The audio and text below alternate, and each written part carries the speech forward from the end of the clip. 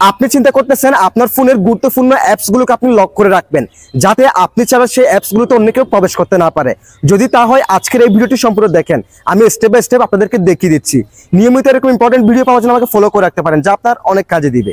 ওকে, so guys, আপনার ফোনের গুরুত্বপূর্ণ সকল অ্যাপসগুলোকে লক করে রাখার জন্য first of all Google Play Store অ্যাপসটাকে ওপেন করবেন। দেন এখান থেকে সার্চ বার যাবেন এবং সার্চ বারে গিয়ে আপনারা লিখবেন app lock pro. App lock pro লিখে আপনারা সার্চ করে দিবেন। দেন এই লোগোটি দেখে এই অ্যাপ্লিকেশনটাকে আপনারা ইনস্টল করে নেবেন। আমি সময় বাঁচানোর জন্য আগে থেকে ইনস্টল করে রেখেছি। দেন এখান থেকে ওপেনে ক্লিক করবেন। এরপর এখানে 6 ডিজিটের একটি পিন নাম্বার দিয়ে দিবেন। সো আমি দিয়ে দিলাম। দেন এখানে ক্রিয়েটে ক্লিক করে দিবেন। এরপর আবার সেম পিনটি দিয়ে দিবেন।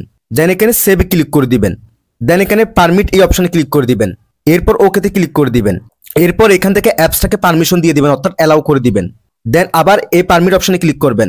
দেন এখান থেকে অ্যাপসটাকে অ্যালাউ করে দিবেন। তারপর ওকেতে ক্লিক করে দিবেন। আবার পারমিটে ক্লিক করবেন, আবার অ্যালাউ করে দিবেন। এরপর এখানে আপনার ফোনে যতগুলো অ্যাপস আছে সবগুলো এখানে দেখাবে। জাস্ট আপনি এখান থেকে যে অ্যাপসটাকে লক করে রাখতে চাচ্ছেন সেই অ্যাপসটার উপর ক্লিক করবেন। দেখেন লক হয়ে গেছে। আবার এখান থেকে আরো একটা ক্লিক করবেন, ওটা লক হয়ে যাবে।